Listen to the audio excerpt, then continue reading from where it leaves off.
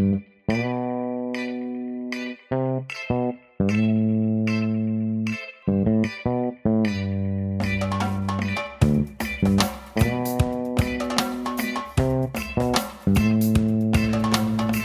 to Directionally Correct, a People in Analytics podcast with Cole and Scott. I'm Jim Henderson, president of Louisiana Tech University, and today's guest, and looking forward to the conversation. Hey, Directionally Correct fans. If you're looking to stay connected to the podcast, make sure to subscribe to our Substack newsletter, watch our videos on YouTube, or listen to the podcast on your app of choice. This podcast is dedicated to you to help educate and entertain you on how to effectively do people analytics. We are a listener-supported podcast, so please consider becoming a patron. If you'd like to support the podcast by becoming a patron, you can find a link to sign up in the show notes or at patron.podbean.com/directionallycorrect. Thanks for being a listener. All opinions are our own and do not reflect those of any other organization. I distinctly remember after comprehensive days, we would go take our comprehensive exams, and I'd get out my voice recorder and walk home and just try to replay what I wrote that day on the way over to Alabama Street in Georgia where I was living. I still have all those recordings of what I wrote for that day. Really? Yeah.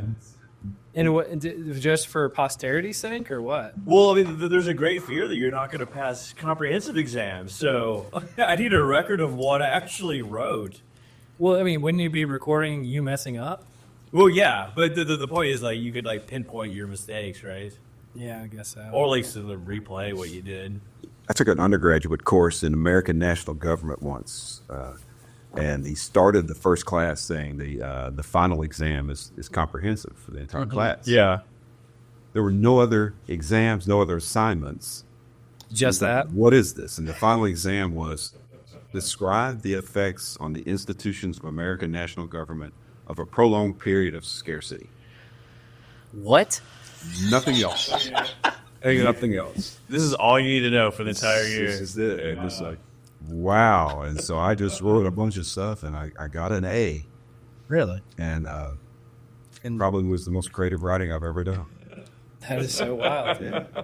So can you repeat I remember got the times of scarcity. What? It described the effects on the institutions of American national government, various branches of government departments, of a prolonged period of scarcity. So, I guess you kind of have to write about the Depression then, right? Has it helped you here at Law Tech? Every day I draw lessons learned from that test every single day. Doing more with less. A prolonged period of scarcity. Yeah. Sure. Just put that on the resume. I got an A. I got an A in this course, so that was it. Well, before we started recording, you said you had come across the podcast before. I actually know how you came across it. You do? I do. You just don't remember this. We met before. So it was either 2 or 3 years ago, I won Young Alumnus of the Year, and this is when you were president of the University of Louisiana system. That's right. And we met in Dr. Geis's press box, Dr. Geis being the previous president at the time, and we just hit it off because you had a previous management background. And the embarrassing story for me, which thank goodness you don't remember this, is you were saying, I'm thinking about, I've been the president of the University of Louisiana system, but I'm thinking about getting back into, going to a particular college. And I was like, you really should come be a professor in the business school at Louisiana Tech. I do remember that. And then a year later, you're the president of the university. I'm like, wow, I really lowballed you on your potential. But my opponent does include a professorship in the College of Business. So you're partly right. And it's I will tell you, being back with faculty and students is I feel 10 years younger than I did. It's Baton Rouge is great. Yeah. Good, important work. But it just drains every bit of energy from you to do nothing but the politics. Of course, my office was right across the street from the Capitol. I had a north-facing window that overlooked the beautiful ExxonMobil refinery. Of course, yeah. Facing window that had the Port of Baton Rouge and the Mississippi River. And so it was a great deal. Relaxing, fun, serene. Well, this is an amazing place up here. My gosh, the most beautiful views of Ruston I've ever seen. Yeah, 16th floor Wiley Tower. It's hard to beat. Well, one of my graduate accomplishments was convincing another student that Wiley Tower was the first building built in Ruston, and they wound up repeating that to other people. So F.J. Taylor wanted to have the tallest building between Shreveport and Jackson, Mississippi. Really? It may still well be. I don't know, but when the train passes, you'll feel it shake a little bit, and there's Makes you feel secure. makes you feel secure. And look, when I walk into my office, the south-facing window, you can see the paper mill at Hodge, Yeah. which is, you drive it, it's 18 miles south. Probably as the crow flies, it's probably 17 miles. So my grandfather worked for 45 years. Oh my gosh. Cool. Really? My mom used to ride the bus from Hodge to here every day in the 50s to go to school. So it's, it's kind of it's got that very special emotional feeling. Well, it's a small world. My sister-in-law's dad was, I think, the union rep down at that facility. So it's just a small world. I am curious. You mentioned, so you were the president of the University of Louisiana system, and now you're the president of Louisiana Tech. As a person who knows nothing about higher education, how that works, how are those jobs different? Like, what does one do versus the other? Well, so very practically, the one in Baton Rouge answers to a 16-person board that's gubernatorially appointed. One member is appointed by students, elected by the student body of all 9 institutions. And you supervise 9 university presidents. And that's the job. So it's a lot of politics in the Louisiana legislature, a lot of policy conversations with the other system heads, the LSU system, the Southern system, the community college system, and then, of course, the Board of Regents, which is the coordinating board. But yeah, it's a lot of that. It's a lot of conversations with presidents, and a lot of your accomplishments are preventing problems from either happening or being exacerbated. Oh, you're like the Looking around CIA. You corners. prevent the terrorist attack that nobody ever knows that happens. That's very A interesting. lot of talk of these are times of scarcity. Yeah, it's so. And one of the things, so you think if you're not the person mired in an issue, helping with communications, you're not blinded by that bias, right? And so you can really help. And that, my background was journalism and English, and so it really did a lot of that.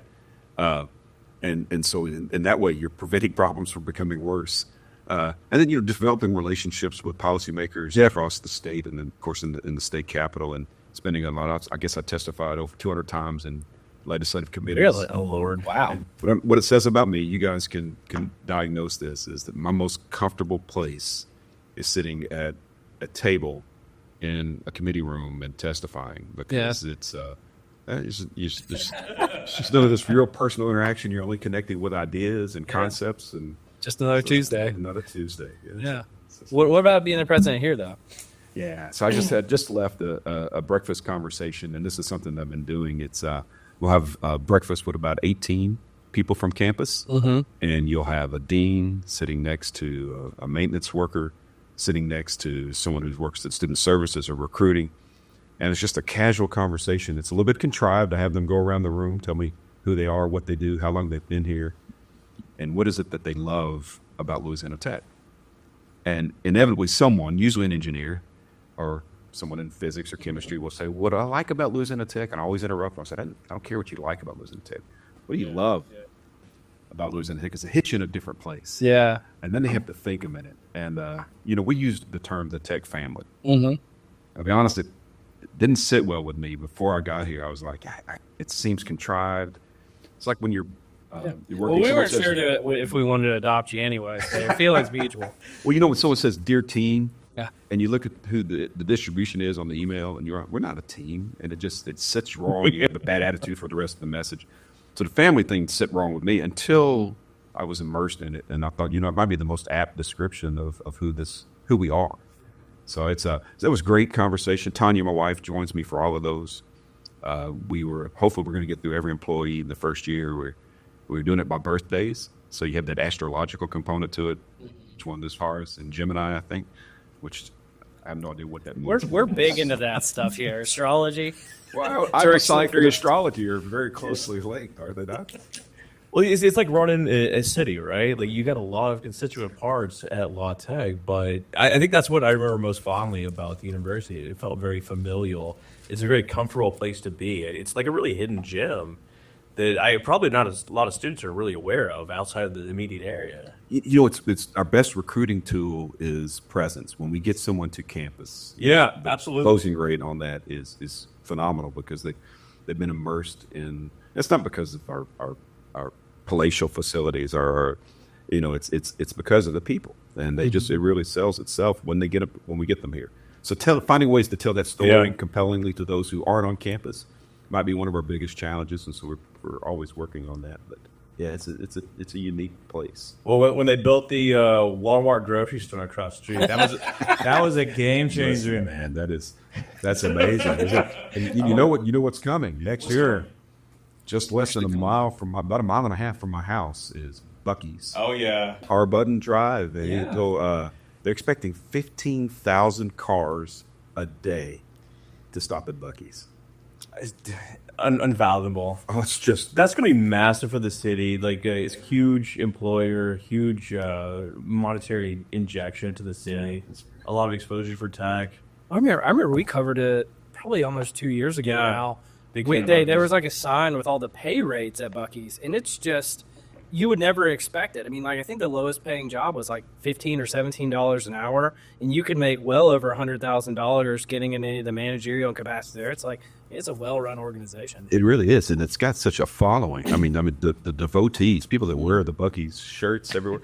It's unbelievable. I finally stopped it when it was years. I gave later. my son a Buc-ee's blanket for Christmas. Yeah. We're on board. Well, it was best brisket sandwich I'd had that day. Anyway, it was fantastic. I was in Edinburgh, Scotland, and I saw a Buc-ee's sticker right outside the Capitol on a handrail. Wow. I have a photo of it. It's like, oh my gosh. Well, I'm actually headed to Edinburgh in first week of June. Oh, you're gonna love it. I got tips. My You need tips. Good, I'll need them. My son's graduating from med school, and I wanted to give him something. And supposedly, our heritage is Norway to Scotland, to Ireland to Louisiana. So where you go to Edinburgh and kill some brain cells, and then go to Bergen and walk to Trolltunga. I'm Nice. speaking Scots language now. Absolutely. Well, if you're going to Edinburgh, you'll get on the Stairmaster right now because it is uphill both ways everywhere you go. Well, I've been going through Scottish Twitter to try to learn the dialects. Oh, good luck. They speak a different language. That is a different language. I like go to the southern Louisiana. It's like, ooh. I married a girl from Gaydon, which is south of Lafayette. It's not the end of the world. Oh, ocean. Met her on the swamp tour. She had the prettiest web feet I'd ever seen. I wanted to actually come back to more of your history real quick. You talked about Hodge. You talked about, kind of your legacy heritage. But we heard prepping for this that you actually were a country music station DJ for a while. Can you tell us about that? Yeah, it was at Kicks 104 in Fayetteville, Arkansas. Actually, we were the small market music station of the year multiple times. Won CMA awards for that. I didn't get to go to the CMAs. I was not their main star by a stretch. And listen, in that time, late 80s, early 90s, was kind of the resurgence of country music. Yeah. You know, you had George Strait and Randy Travis had come back and brought back some of the old traditional sounds of country music. Then you had these great art. Vince Gill emerged at that time. In my last month on country radio, I played the debut single from this duo that I'm not sure whatever happened to them, but Brooks and Dunn. More Louisiana Tech folks. Brand new man, and I thought this is these guys might make something of themselves. So, since I've been here, I've gotten to know Kix Brooks, and just one of them, just the most amazing, interesting, fun-loving people I've ever met. I don't develop personal relationships well. I'm a little bit of an introvert. Kix, you don't have a choice. He puts his arms around you, and he's such a great friend of Louisiana Tech, great supporter of Louisiana Tech, but just a cool guy. And I'm so happy he and Ronnie are doing the reboot series, going back and getting their old songs, bringing in new artists. They might have seen Jelly Roll, who I was not familiar with at all. He just burst on the scene like he came out 2 years ago. All of a sudden, he's everywhere. Amazing, but Brooks and Dunn. But that was the new era of country music. You know, it's kind of gone into what they call bro country now. That I don't necessarily get my arms around, but there's some good guys now. Chris Stapleton, is really kind of piqued my interest lately. Under the Red Light Moon was about Stowe's, which was still open when I was an undergrad here. Yeah, it's fantastic, and you can hear the red dirt road. You can picture where he was walking when he was sang those songs. He's got a song on his Kix had a solo album before they got together. And the gist of the song is he's explaining to this girl from somewhere up north that he's not a Yankee, or he's not a country guy from Louisiana. He's from way up north around Shreveport. Kind of these Cajuns, and it's fantastic. Well, how do you get from Hodge, studying scarcity and economic networks, to Fayetteville, doing radio DJing to back to Louisiana. So when Dad, Mr. President. Dad graduated from Tech in 1948. He was part of the he was here and played for Joe. He's from Jennings, Louisiana. He was on. Everybody will remember this. The 1939 Jennings State Championship. I remember football it. team. People can't stop talking about it. Legendary team. The only building at that time was Wiley Tower. Yeah, that's right. You could see it from Jennings if on a clear day. We eventually talk about things of substance. I just want you to know that. Well, when the dad graduated in 48, he started coaching in Shreveport. And then my mother was quite a bit younger. She was 17 years younger than Dad.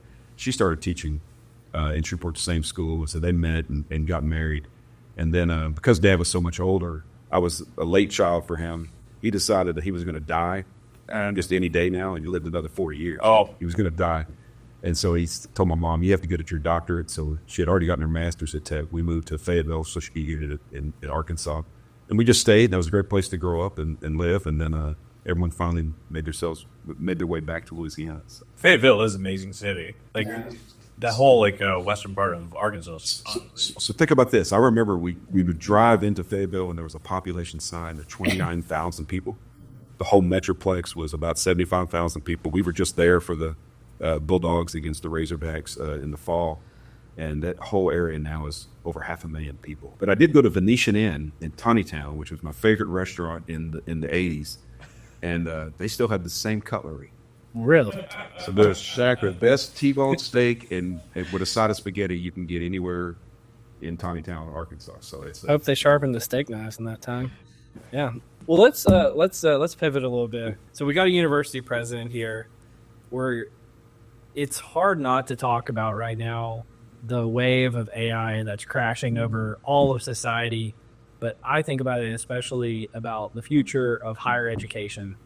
What do you see is the role of AI going forward? What's the role of higher education moving forward? Go whatever direction you want to go with this, but just what's your perspective? Because I'm sure you're in a lot of closed door meetings that we're not a part of, and you could tell us a little bit more about what the future looks like. Well, I'll be honest. We're struggling, as everybody is, with AI. I mean, what are the implications? Certainly in the classroom, at this breakfast this morning, one of the professors teaches freshman composition, and AI is anathema to them, right? And as we could tell. But at the same time, we have folks working in Craig Van Slype, who works in CIS, is one of the nation's premier thinkers and talkers on AI when it comes to computer applications and utilizing that. And what a great productivity tool it can be. Absolutely. We also have a professor in industrial engineering that's thinking about AI and how you use AI to improve industrial processes, these kinds of things. And in IO Psych, we're talking about, okay, what are the implications for AI when it comes to organizational culture? There's a lot of people that are afraid of it. Is it going to replace my job? Yeah. And I'll be honest, I'm on the side that doesn't think it's going to replace a lot of jobs. I think it's going to replace a lot of tasks. Yeah. And it's going to free people up to do those things that we're best at as humans, and that's creativity and problem solving and this interaction with each other, that those basic human qualities that add so much to an organization. It's going to free us up to do more of that. Yeah. How is it being integrated into like the curriculum? Like I see two angles. Like one, if you can use it on the job, you should be able to use it in the classroom, right? It's just a tool at that point. On the other side, it's tantamount to cheating in certain ways, right? Yeah, Like, when is the stigma against using AI going to go away in academia? So let me put it in this context. Maybe this is an appropriate metaphor. So, everyone is big on best practice. You hear about best practice research. Any organization of course. try to do something. What are other people doing? And let's replicate that. What they fail to recognize is sometimes it wasn't the best practice that improved the organization. It was the process of developing that best practice. And you learn so much from that process. So if you think about thinking about it, going through it, yeah. So if you think about writing, writing is not just what ends up on the paper. It's all of the thinking and preparation, Editing. reasoning you went through to come up with those ideas. And so that's a very important part. So in that realm, you can use AI tools to help you think through things. And so you don't use Wikipedia as a source. But boy, Wikipedia is a window to a whole lot of sources that you can go and find, but you got to go through that work to do that. But in other ways, it's kind of like the advent of the scientific calculator, right? When you think about how calculators came out in the 70s. Your math teacher would say, don't use that calculator because when you get in your 20s and 30s, you won't have a calculator with you. And It's like, yeah, you will. Yeah. the most advanced calculators you can have. So it's part of that. It's adapting to something new. But again, when I talk about what we're doing in CIS and what we're doing in industrial engineering and so many other places, we're leading the way in new applications of AI that I think are going to serve our students well. And this is what I love about being on the college campus, to have time to think. And, it's your job. It's your job to think. If you come here to explore ideas and be a leader, right, you can... Yeah, that's right. And then they can become a little isolated. So if you just are only having those conversations within Of course. your school, Yeah. you're missing a lot of it. So we do a great job of bringing employers and other thinkers to the table. In fact, we just had a lecture earlier this week. This guy that was he comes from a very left of center thinking, talking about AI and exploitation of workers. And I was listening to it. It was kind of a one-sided conversation, but it was great. It was a lecture. It's supposed to be one-sided. Yeah. But then he opened up the conversations, and there were a few students that asked him questions, but the professors that asked questions from very different angles. Like we was talking about the exploitation of workers, and that they'll start to be valued less than what their output is for the organization. He says, "Well, how's that any different than it's been since the beginning?" And so it was fascinating to look at. I actually started talking about the Luddites in the 19th century, and the Keynes in the 30s, talking about technical unemployment. In the 60s, it was that bastion of educational writing, Time Magazine, that said by the year 2000, we would all be looking for ways to spend our leisure time because there was not enough work to keep us all occupied. Still waiting on that. Working 4 to 5 hours a week. Yeah. Well, I want to come back to your answer about the AI question for a second. So what I heard from you is you should be using AI to help you express the thoughts that you've already formulated, but you shouldn't be using AI to come up with the thoughts without thinking about it critically. And I actually don't know if we have an answer to this as a society, but how do we do that? How do you distinguish between the two as an educator? Yeah, I think that's really the question, because coming up with the thoughts and actually the process of distilling those thoughts into language that you make to someone else, you're not always going to have an AI tool with you. And to be honest, AI doesn't do it well. It's very good on some technical things, but when it comes to those connections to emotions and going back to Very sanitized. right? The arts of rhetoric and how to talk about things in compelling ways and how you use words and the artistry of words. Go back to the founding of Louisiana Tech. If you go see Harry Howard's diploma in our library, it says Louisiana Tech University, and then it has the motto that served this university for our first 50 years. It says, life without industry is guilt. Whoa. Industry without art is brutality. Some deep stuff. That is some deep stuff. But when you think with those words meant at the time, industry wasn't just production of goods and services. It was the value of work in and of itself. And art wasn't just the aesthetic. It was society's attempts to perfect morality. And so that makes it even deeper. And that's what this is. AI is a productivity tool, but it misses the art, that human art that we add to so many of these things. And we've got to develop that as an institution. As we're training you use the tools, we've got to educate you for these human qualities that are going to serve you well, both in life, career, family, society. You're going to be civically engaged. I think about that as like Soviet era architecture, right? It's totally utilitarian. No artistic value whatsoever. So Tanya and I were in Havana a few years ago on an educational thing, and as you're driving there, and Havana's got some beautiful architecture, and then you drive by this concrete monstrosity, your Soviet embassy in Havana, and it just slaps you in the face. It's like a bunker, right? This is the height of Soviet era architecture. Stunning. Even their art is like very austere, right? It's very practical. It's just like we're gathering grains in a field. Okay, That's wild. I don't know much about Soviet architecture. Sorry. Well, think of the Squidward's house in SpongeBob. No, That's okay. perfect. Yeah. Is that too modern a reference? I don't know. Cole has some kiddos at the house. I'm sure he's much more him on the cartoon. Well, we are on the Paw Patrols. Oh, Yeah. I mean, that's good times. All the good stuff that's out there now. I am curious though. So What do you think, just selfishly, because we've got Dr. Tillman Sheets here as well, what do you think about Louisiana Tech's IO Psychology PhD program? It's amazing. It's the greatest academic program on the planet Earth. Go on.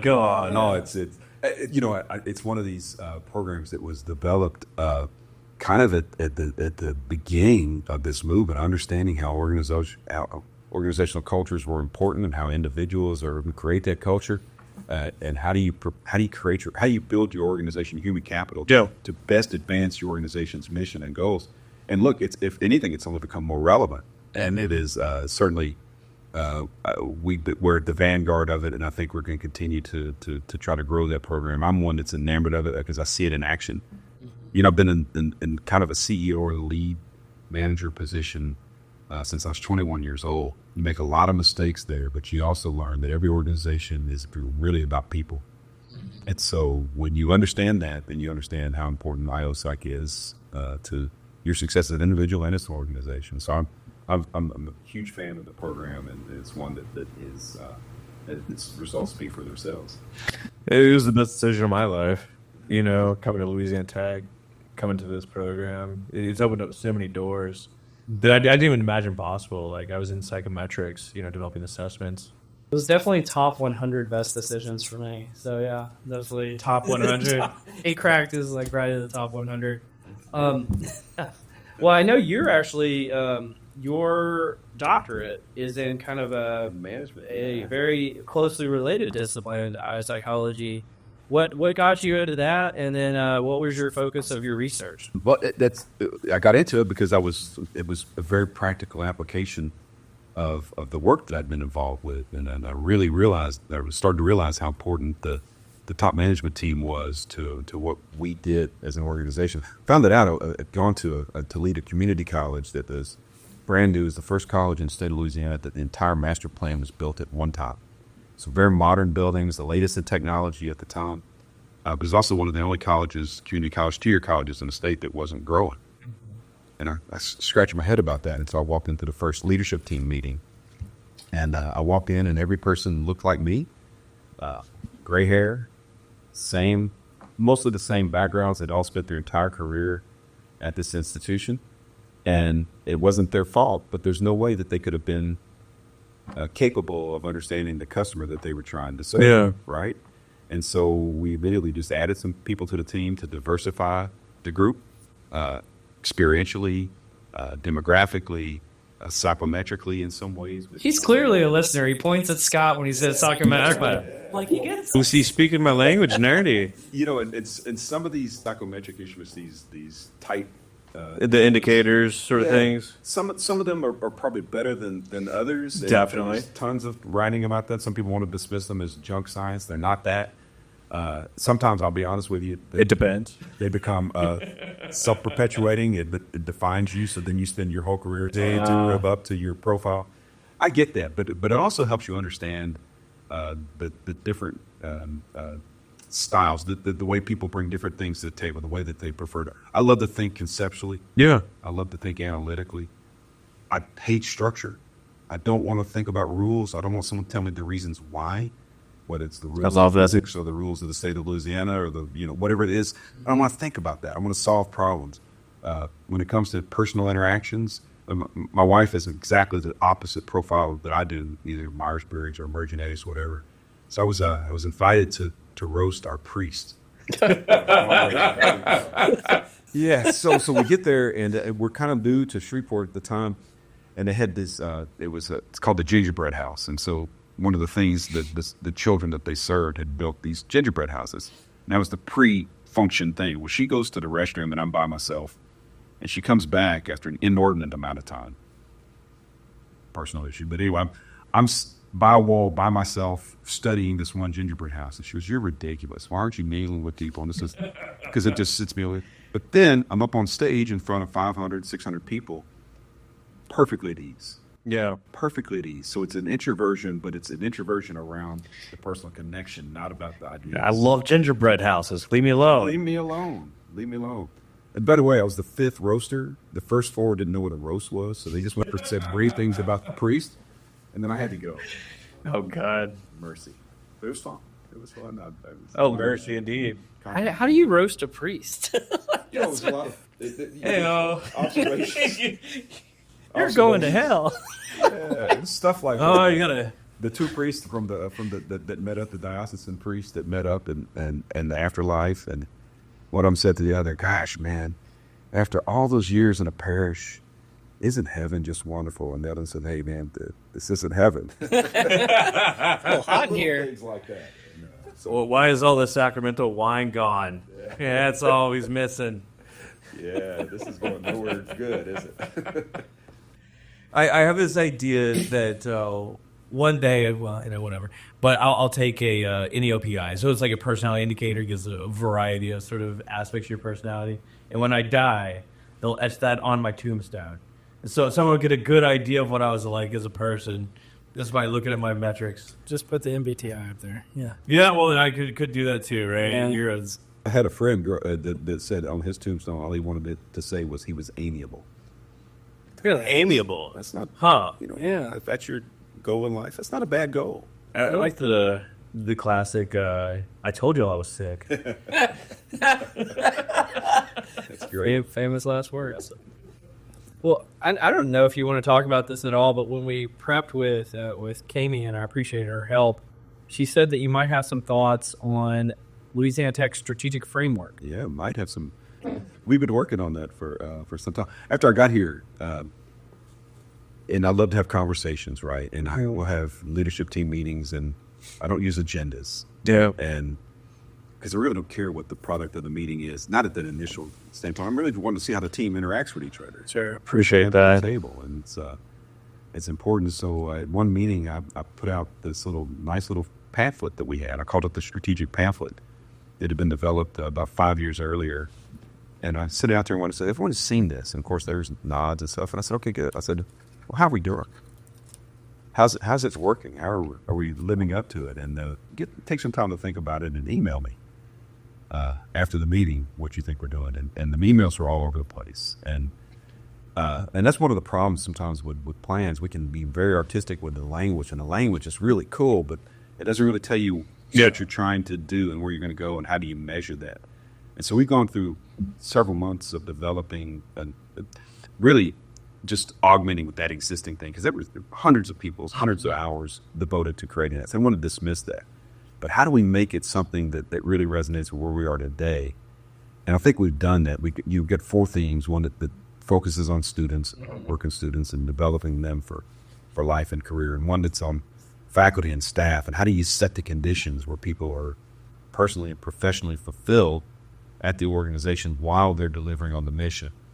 And I one that's about integrating with the outside world, the public-private partnerships that are necessary to develop the revenues that we need to operate. And the 4th was on the environment that we work in, both from aesthetic to functional, and how do you create those environments. And so the themes have been done. The strategic priorities under each of those themes are really, really good. Involve a lot of folks in that. Adam McGirt, who is in my office, have been a great part of that. Don Schillinger in education has helped co-lead that. And now here's the hard part. Now you're developing the metrics around these strategic priorities. You got to have some measures of how you're working these out. I'm not a fan of SMART goals that, specific, measurable, attainable, realistic, time-bound. I actually give a lecture how they're usually short-sighted, manipulable, anemic. Confining too, right? The colleges that want to reach the Southern Region Education Board average of graduation rates in the next 10 years, boy, that's compelling. Yeah. That charging to work, and that there are aspirations that are worthy of your organization, and that's what we're working on. I appreciate the approach, though. Like, I think that as our society becomes more modernized, we want to be more prescriptive. We want to have more sort of structure to everything. But as a collection of people get together, like, we don't operate like that, right? We can't put things in little boxes specifically. Like, later on, you do need to measure output and this sort of stuff, but you're never going to totally capture everything you need to do. But especially in the formative stages, when you're trying to develop a plan, let it be as open as possible, where I think a lot of people struggle with that. And I think Louisiana specifically is a great place to, let the good times roll, as it were, right? Like, let's figure it out. Yeah, you're right. There is a place for structure. Yes. And like I said, Tanya is much more structured than I. She has access to my calendar, and she attends as many things with me as she possibly can.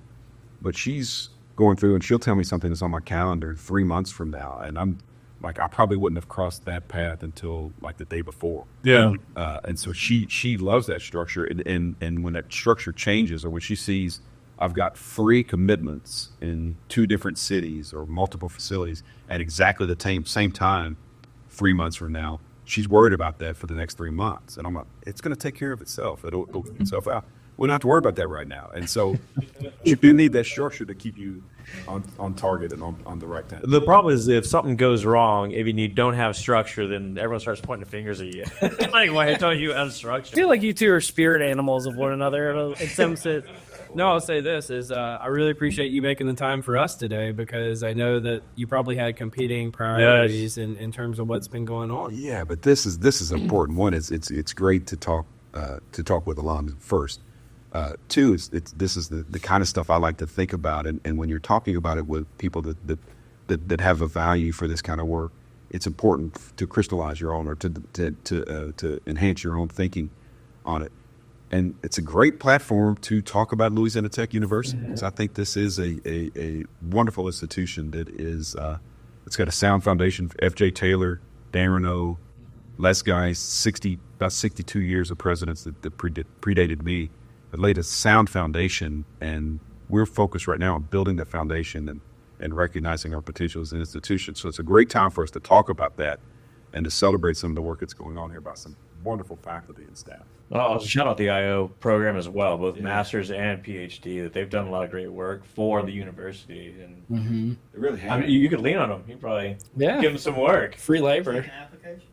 Absolutely. I will tell you though, when I am thinking in that realm, I send a weekly email out that just maybe talk the free envelopes about something that's thematic, and then the rest of it's just the highlights of my week prior. And I always think about the IO Psych folks, and are they judging me on this? And then I think the English folks, I think, are they judging me on this? Right? It's my always is. They are. Yeah. The engineers are never judging. That's, No, not at all. They're just dismissing. They're not. They didn't even open the email. That's right. I love it. Well, do we want to try some confusion matrix? We will try some confusion matrix. The Confusion Matrix. I mean, before we get there, like, you could give me a ranking, like Hank Williams, Merle Haggard, or Johnny Cash. Well, so Hard-hitting question. yes, I will tell you. So Hank Williams was one of a kind, revolutionary. He changed so much, but his career was so short. Yeah. By the way, one of those great writers was a guy named Leon Payne, who was my dad's great uncle. He wrote "I Love You Because," and he wrote so many great hits for Hank Williams. So it's hard to beat, Hank. Johnny Cash, he was such a compelling figure. He's transcendent. Yeah. By the way, I don't want to end the friendship, or I don't want to cause any controversy for your listeners. Live at San Quentin is better than Folsom. Oh. We're going to get some emails on this. Yeah. The full album. The new release full album, San Quentin's better. But to me, Merle Haggard is the pinnacle when it comes to songwriting, when it comes to musicianship. I saw Merle Haggard and Chris Christopherson in concert back about 15 years ago. It's one of Haggard's last concerts. It was great that he was trying to play guitar with Chris singing and couldn't figure out which key Chris was singing it because it kept changing. But it was a phenomenal concert. I don't know if anybody has had the songwriting, the musicianship, and the stage presence of Haggard. So he's number one in that. They still respect the college dean. Still respect the college dean. Yeah. The thing that he wrote, Okie from Muskogee, is he's just riding on a bus, the tour bus with his team, and they said, Muskogee, Oklahoma. What do you think they do here? You think they get a pie? You think they're smoking pot here? And they said, no way. And that's how he wrote the song. So it became one of my favorites about Haggard was after the Supreme Court decision that said it was constitutionally protected speech to burn the flag. People were asking him to write a song about it. He wrote this song, Cheta. No one's ever heard it, but only me and crippled soldiers give a damn. And I thought, what a guy who can just touch the prevailing thoughts of his audience and speak to it. But if you listen to some of his older stuff, it is deep, It's compelling. It's artistry, and then you watch him deliver it live. I know this is an engineering school primarily, but I love how you filter in the liberal arts. Yeah. Everything that you say, it is just fascinating.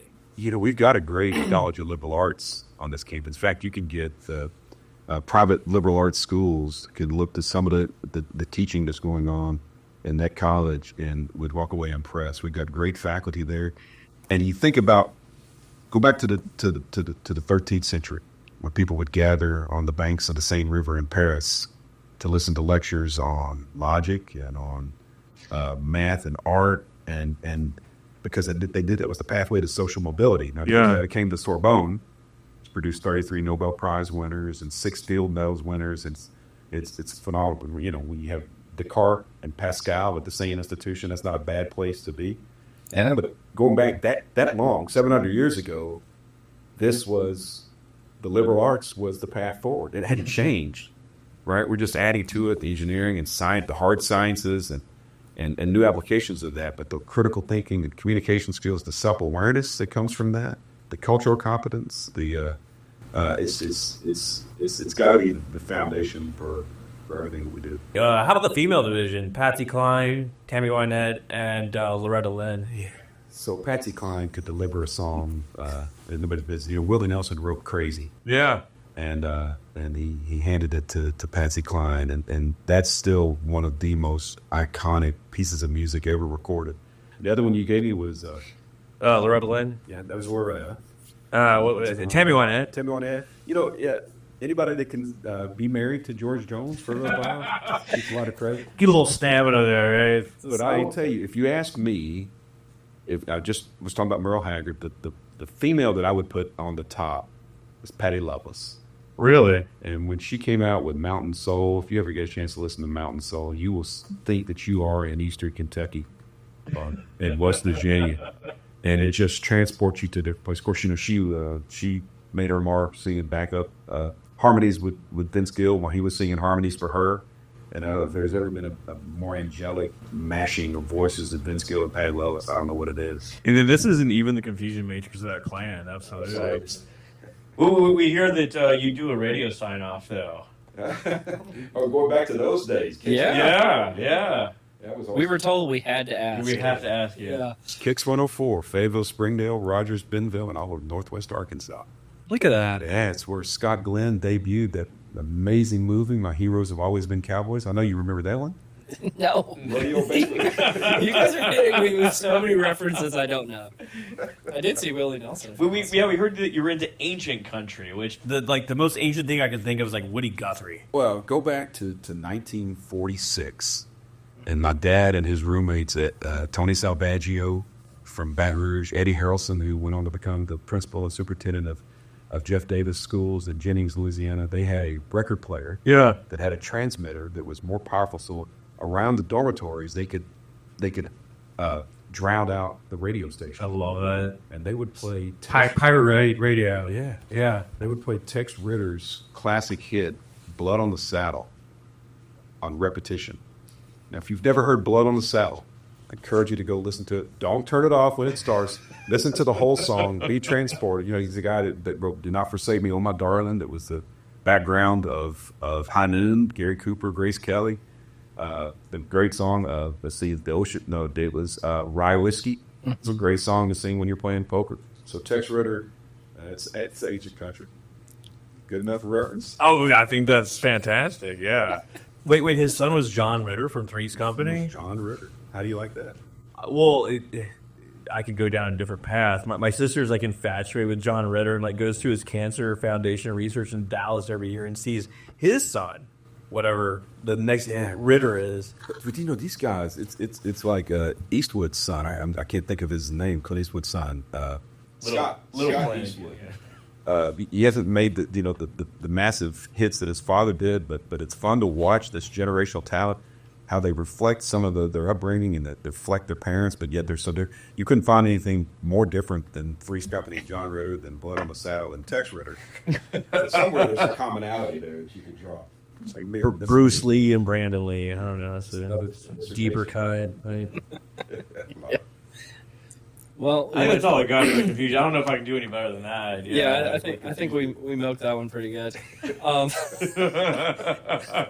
I don't know any ancient country. I'm sorry. Well, listen, I take he goes, but especially some of the stuff. So you think about House of the Rising Sun, Yeah. right? The animals have the great, the iconic version of House of the Rising Sun. Yeah. But you listen to Forever Young. Please help me with it. Just won the Nobel Prize for Literature. I don't read. Oh my gosh! I cannot believe that we cannot think of this guy's name. We put the Traveling Wilburys. He none of these roads. No. The greatest artist of all time when it comes to songwriting. Forever Young. Bob Dylan? Bob Dylan. There we go. Hey. But Bob Dylan, his version of House of the Rising Sun, this dark, foreboding thing. But it's a song that's been around for generations. Right, these old gospel songs, yeah. And so when you go back to that historic, that ancient country music, you find statements on. There was the long documentary on country music. And if you go back and you explore some of that, it takes you to these places. And now we're walking around with music libraries in our hands. Yeah. You can go to some of this place, and some of it still resonates. The human condition hasn't changed. The context of it has changed, and the reality's changed. But that human soul hasn't changed at all since those days. Love and loss, happiness and joy, Wow. My son, who has got 29 hours of Bob Dylan music on his playlist, is going to be angry with me because I couldn't think Bob Dylan's name. I'm just happy I contributed in some way. Lay Leave You Lay. There you go. That's my favorite.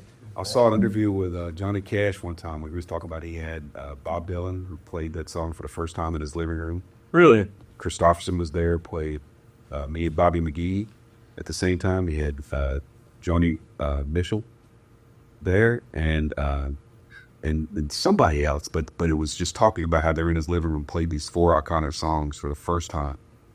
The man, to be a fly on the wall there. Why am I never invited to these sort of parties? Maybe this is that party. I don't know. Maybe we're making it happen right now. Yeah. Yeah. Be here now, man. In the moment. Yeah. We want to do some nerdery? Let's do it. The nerdery. Where you want to start? I think we talked a little bit about higher education, so maybe we could start there. And I know you can't see this in front of you. I apologize for that. So what I'll do is I'll try to just give like a little snippet and we can play around with some ideas. But there was this post of some research by a guy named Rob Sands about the college degree and its value. And so the college degree was the great predictor of future success and career satisfaction. But is that potentially changing?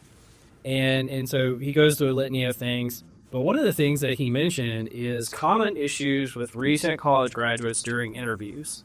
And it says sometimes they have difficulty maintaining eye contact, inappropriate dress, unreasonable compensation requested, inappropriate language used, which I think is kind of how we started the podcast today.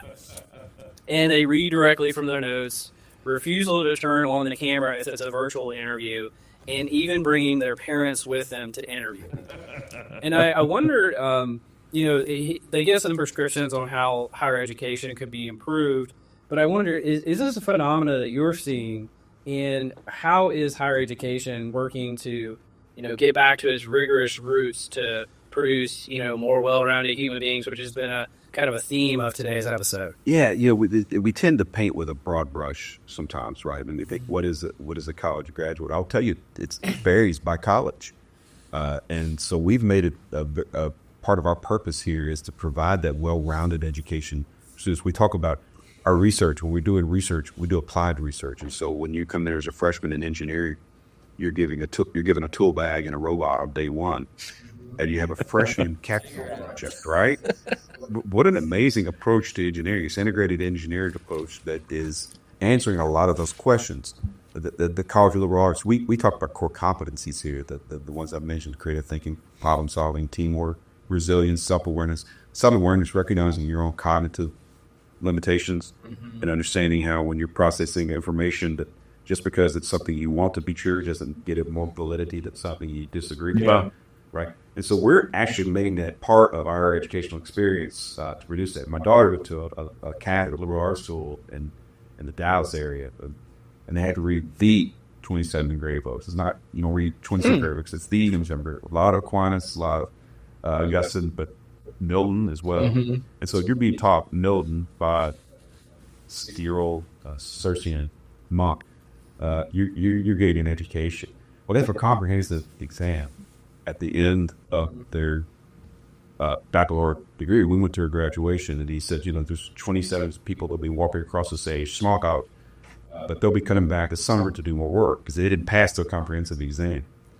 And my the guy that she married, my beloved son-in-law, sent me his comprehensive exam, his SASU, and I got to the last paragraph, that all of a sudden went off the rails. I couldn't make the words make sense that they flowed together, and I said, you're going to what you're saying. He goes, he was raised. So it's not perfect. But he's been successful as well. They made a great pair. But it was because of that transformational experience where they were immersed in higher level thinking, right, that develops those human components. What we'll do is we'll fall prey to these simple notions or the whatever's in the political discourse at the time. And we try to make universities vocational institutes. And they've got to be more than that. Certainly, they've got to give you the path to career success, but they've got to give you the capabilities that lead to life success. And that's why a college degree from a university like this one, and those that focus on that, is going to be valuable today and will be increasingly valuable tomorrow. We just have to do that across the industry, is develop the whole. Yeah, that's the value proposition, right? Why are you coming here for 4 years, whatever? The two things you said there, like, really strike me as like the skills of the future, and that's teamwork, being able to collaborate socially, especially as we'll get into some of the AI stuff here in a moment. I won't step on that, but also just general problem solving, like being able to work out a solution to an ambiguous situation. And while there's other things that are like highly technical that are clearly important as basics, those two things will take you super far in life because you can't get around them and be successful. One, I loved what you said about applied research. And I don't think it's a coincidence that ARROS is named Applied Research for Organizational Solutions, right? That's the IOSIC PhD Programs Consulting Group. And I mean, a few years ago, that program got ranked number 1 in about all the IOSIC programs for being the most applied. And I think our graduates are a testament to that. I mean, we go out and we crush in the workplace, and there's other, quote unquote, top IOSIC programs that I think some of those folks really struggle in the workplace.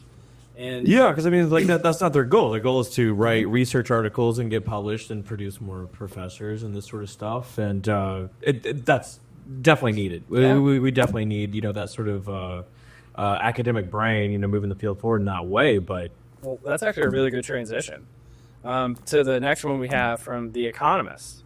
So The Economist analyzed 347,000 PhD abstracts from published between the year 1812 and 2023.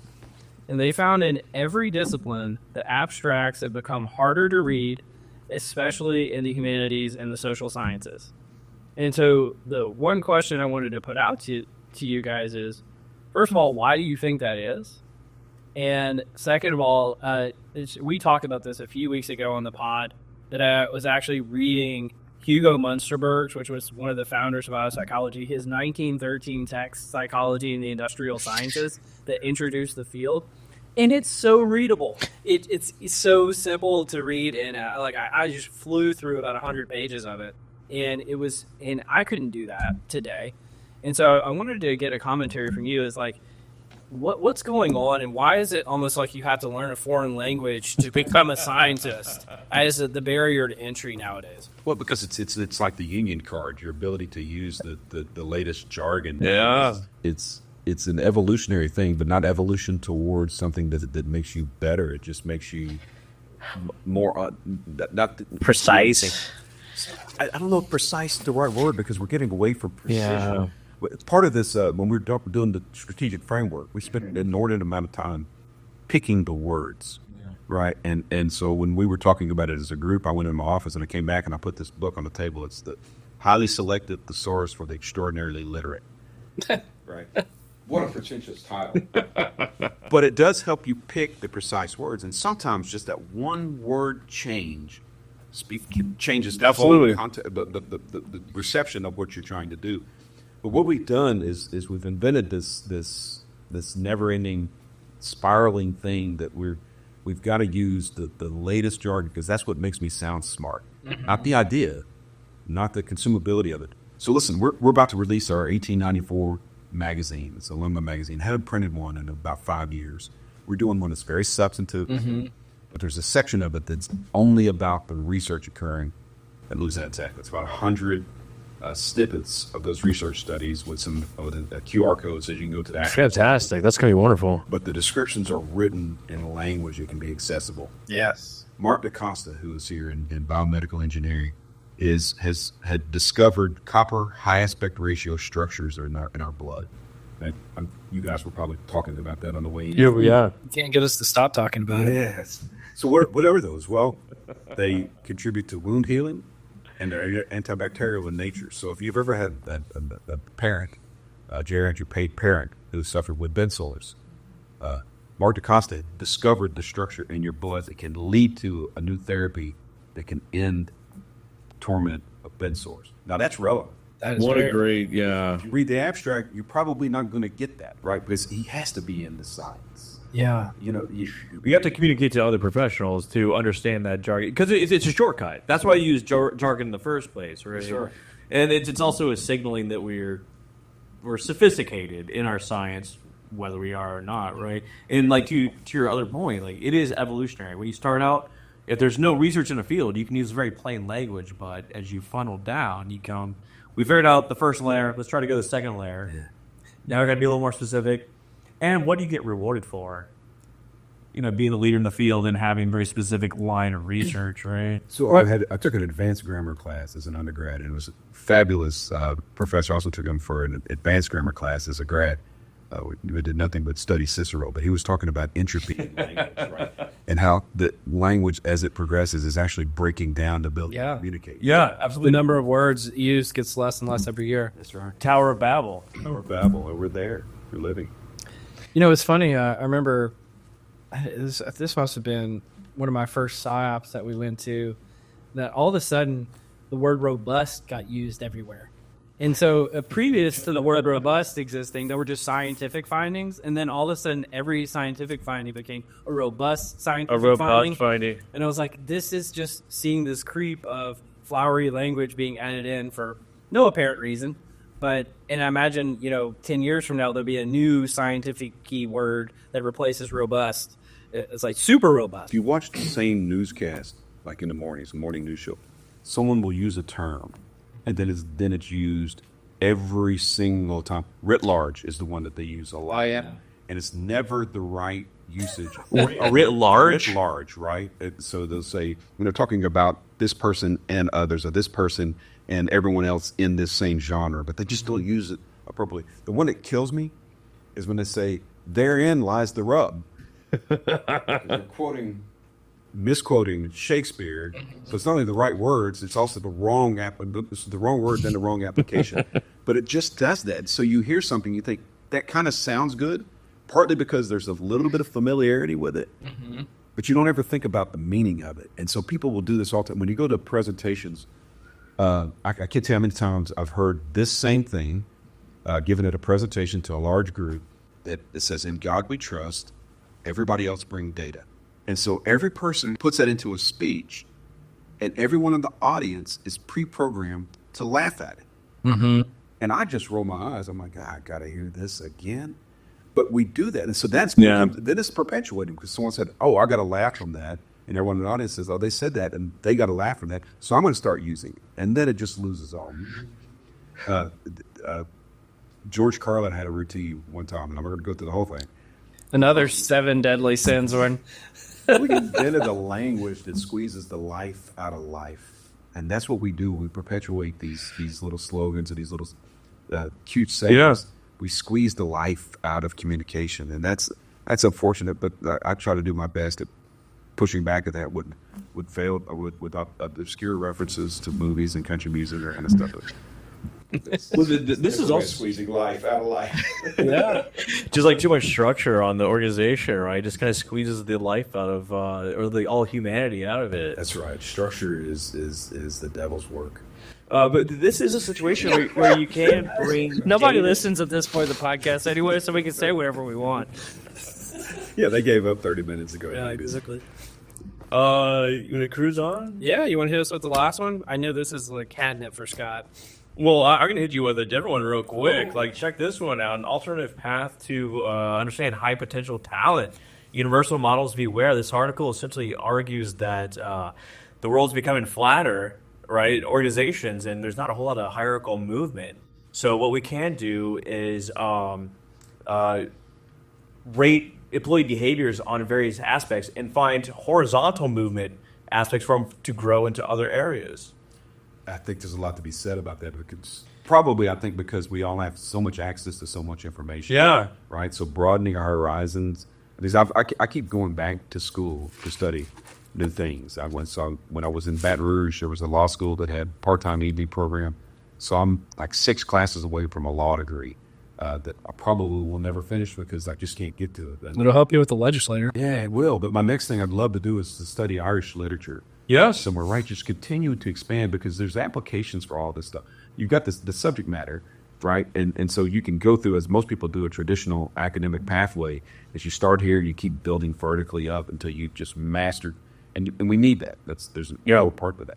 But when you can also build horizontally and even go to places that are not your comfort zone, that's when you develop as humans. And so you take that as an individual and you spread it across a community. I think it's when you reach that higher level, that higher plane of thinking and living and socializing. It's pretty cool. I don't know if that's really what they were getting at in the article, but to me, it's a great way to develop. I don't know what they were getting at. Like, this is the Journal of Consulting Psychology. Oh, wait, I'm the lead author. Oh, yeah. Check it out. Just came out. Plug in a little Scott's research. Well, now, what's the title again, Scott? It is an alternative path to unlocking high potential talent. Universal models beware. Yeah, we conducted this research some time ago. Kind of gets at the research process, the publication process, rather, where we went out, surveyed a bunch of managers on the sort of attributes that their employees have and essentially try to identify different paths besides vertical movement in the organization to other avenues that they could explore. So managing bigger teams, taking on bigger scope, taking on more, cognitively demanding work, these sort of things. And we showed that you can use behavioral traits and sort of aspects to guide them into different sort of avenues in the organization other than senior leadership. Well done, moving up sir. one level. Thank you. It took a long time to get this through. This is a long process. Was it worth it? I love the process. I really do. It's rewarding in itself, and just being able to see your name in lights is fantastic too. Can I build on it for a second? Please do. Please do. So one of the things that you see as a trend, especially in some of the larger tech firms right now, is the elimination of middle management roles and the relationship that I think that if I were getting into these tech leaders' minds, that eventually they see that the role of middle management will actually be done by AI. So you'll only have a few executives, a bunch of individual contributors, and then AI layer in the middle. Yeah. And then eventually the individual contributors will all be AI. And then eventually all the executives will be AI and everything's AI. But in the meantime, does what you researched have a perspective on that phenomena of the elimination of middle management?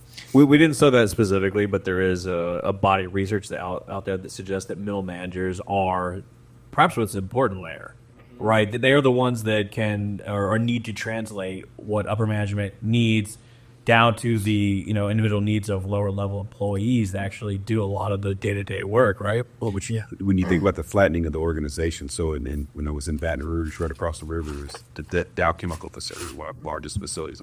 So they have a site leader, and then basically everybody else is at the same level. Yeah. Wow. Right, and so you're Like 100 direct report sort of thing. right, and so it works, but you're creating ad hoc teams for various things, Yeah. right?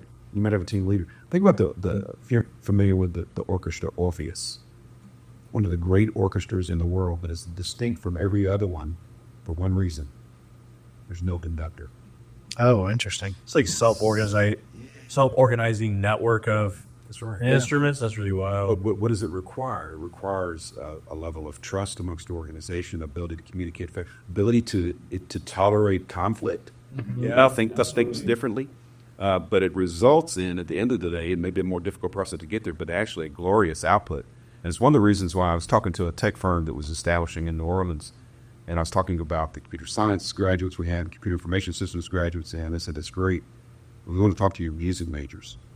Because we can teach them which buttons to push, but we can't teach them to be totally rely on each other to achieve team success. Yeah. So you can be a great musician in an orchestra and you can play your part perfectly, but if you're not in tune with those around you, you can't have individual success. The organization has to be successful. So you're either all successful or you're all not. It's called an organization, right? It's not called a one-man army, right? You need more than one person, which is where, like, once again, social skills, being able to work as a team, problem solve. That's right. That's what got fascinated with DAOs a few years ago, the decentralized autonomous organizations that were big in like the crypto community. I don't know if they still exist anymore, but those were big for a hot moment. I don't know if it ever really took off, but yeah, it's a really interesting sort of concept, and it may be where we're going as organizations, as you need to be more flexible and adaptable to the way things go, right? How to compete with AI agents. AI agents. You want to hit us with the last one, though? We'll hit it with the last one. Does AI make you smarter? Well, the answer is maybe. It depends, really. So there's a growing body of literature that essentially suggests that augmented human performance, AI is augmented human performance in the sense of raising the floor. So the lowest employees or the lowest performing people can raise their performance up to a certain level. But there's also the element that at a certain point, people just take for granted what is provided to them. It just becomes an automation, right? You just take whatever the AI spits out and you put it in there.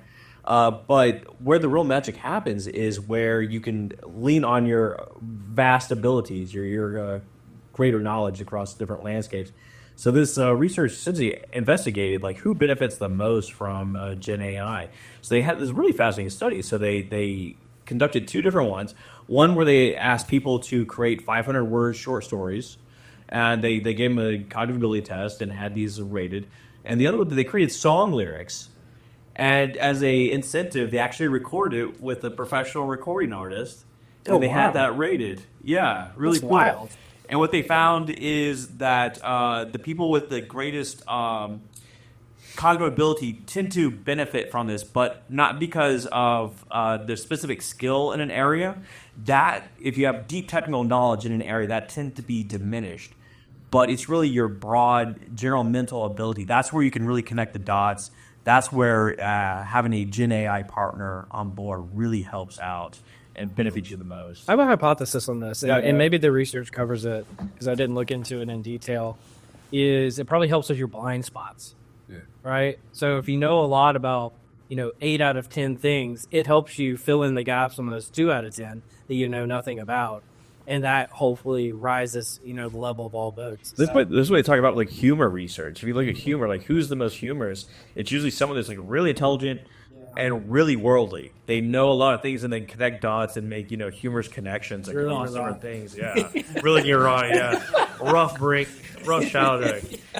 They roasted priest growing up. Apparently. But you think about that. So I have to talk about the work of faculty that are doing some very specialized, very complex work. And it's part of my job. I have to sell that to people. Excuse me. So it can be very helpful for someone like me to get the little bit of knowledge, 2 minutes worth of knowledge, to talk about it. Of course, see, what I can bring to the table is the ability to describe how it impacts, why it's relevant to the layperson. We're going to build our Forest Products Innovation Center here. It's going to be built mass timber approach to using yellow pine to construct the buildings. There's going to be a learning institute in and of itself, but it's going to be a great research laboratory for us when you see all the trees back behind me. How do we find ways to grow trees better, faster? Yeah.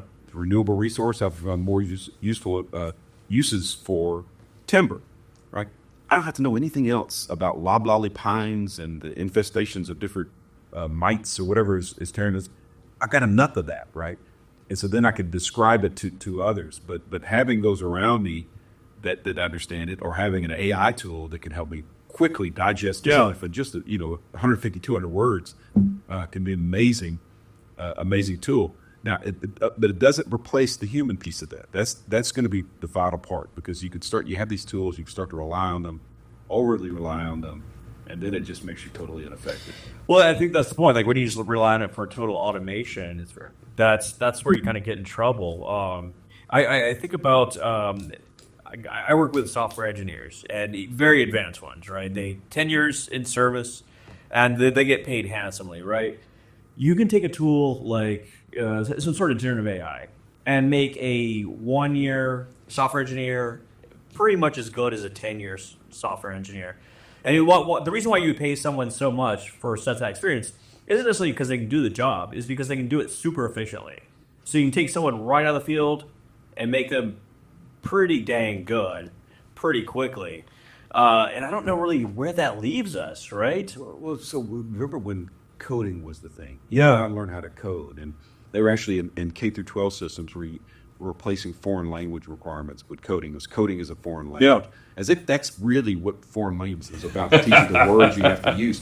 But guess what? You can use AI to develop code now, especially some of the painstaking, labor-intensive process parts of developing AI, and you could focus on the higher level things. So it's very useful in that regard. But I remember the 8-week coding boot camps that were proliferating, 10 years ago. Yeah. I was sitting on a council, and a guy comes and presents his 8-week boot camp and says, we can produce a computer scientist in 1/8 of the time it takes a university to do it. But it's so much more added to that when you think about developing the broad human being, so it can replace that mundane. I went to a college, and the administrative assistant came into my office. This is 2 years after the iPhone had come out. This is 2009. She had a big desk calendar, and she says, look, I'll write all your appointments on this desk calendar, and I have one on my desk. I do the same thing there. And I said, well, listen, I don't really use a calendar. I use this phone. And she retired. I love that. Right? Her whole job was about doing these mundane tasks. And so with executive assistants, they used to type in business cards and Rolodex. But now they're making strategic decisions and communications with people that affect a $150 million enterprise. So again, the technology has replaced the task, but now you're demanding more higher level thinking from the individual. So I think there's a connection between those two things. So yeah, like once again, like say like everyone becomes roughly equal in their ability to write code. What's left? The ability to connect with others and solve problems. Like not to harp on that too much, but why are you writing code? What's the purpose? Yeah. Well, what are we trying to solve? Is this really the problem that we need to solve, or is it? Or we're solving a symptom of a problem, and there's something even bigger. Cole's article earlier was like, I found it really interesting as well, about the college students and like how they're approaching the work world. And it said something to the effect of like, in the past, like in 1980, college students would spend 40 hours a week on work, and now they spend less than 10. And they use that sort of a knock on college students. And I got to thinking about, I was like, yeah, but going to the card catalog was fucking work. That takes time. Going to the stacks is work.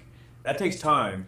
Well, it was actually a useful skill to be developing. Oh, at the time. absolutely. It's everything takes time. Now you can like just Google something, go right to the exact page, find exactly what you need. To use the Rolodex example from earlier, I get so frustrated, in my Gmail, if I'm like typing someone's name and it doesn't automatically like their email, like, come on, you should know better by now. I remember my mother in the mid-'70s with her IBM Selectric typewriter working on my dissertation. Yeah. And how much time and effort she spent on formatting, taking a ruler and measuring a margin. Oh yeah. And then we had to drive all over Fayetteville, Arkansas, looking for a stack of 100% cotton bond paper so that she could print it on that paper. Yeah. What does that have to do with her dissertation on curriculum and education? And then she went back to get another degree in library science, and I made a mistake of making fun of her that she needed a graduate degree to calculate fines and to stamp due dates and books. So she made me read her thesis and then tested me on it. Never made fun of librarians. Right. That's a distraction, diversion for what we're getting to. But we spent so much time on the process instead of what the real result was the document, the ideas, the concepts, and the synthesis of those things into a readable, digestible document. I will also, like, I know we're running short on time now, but I will also make the argument that that sort of downtime or process of thinking is super valuable too, that we may be missing with Gen AI. As you get the answer immediately and you're like, okay, I'm going to move on with life or move on to the next thought, you don't get that chance to ruminate and really dig into it. There's so much value. Yeah. Right. And that's the part that we can sometimes miss. And that's what I was talking about, this best practice stuff that sometimes you can go, borrow, steal an idea from somebody else. But it's the process of developing, especially when it comes to bringing up people to the table, that it's so important to organizations. I'm afraid we're getting away from that in some ways, but Absolutely. Well, this has been such a pleasure, Dr. Henderson. Thank you so much for joining us today and making some time to meet with us.